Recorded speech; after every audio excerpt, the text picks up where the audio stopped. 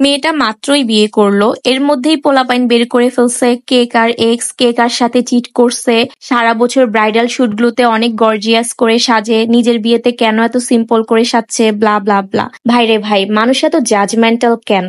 প্রতিটা মানুষের জীবনেই একটা অতীত থাকে, আর সেখান থেকে তারা বের হয়ে আসছে অনেক বছর হয়ে গেছে। তারা যার যার মতো করে মুভ অন করে বিয়ে করে ফেলছে এবং তারা তাদের ম্যারিড লাইফ নিয়ে হ্যাপি আছে। সেখানে আপনাদের এত মাথা ব্যথা কেন?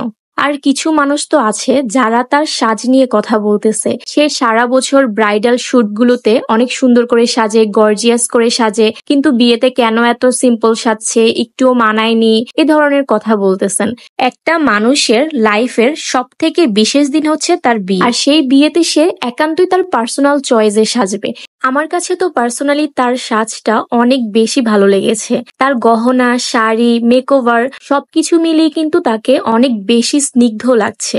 আমাদের কিন্তু উচিত না কারো বিশেষ দিনে এভাবে জাজ করা কোনো কিছু নিয়ে। কারো বিশেষ দিনে এভাবে কোনো কিছু নিয়ে জাজ না করে তাকে অ্যাপ্রিসিয়েট করুন, তার জন্য শুভকামনা করুন। আর হ্যাঁ, তাদের দুজনকে কিন্তু মাশাল্লাহ অনেক সুন্দর মানিয়েছে।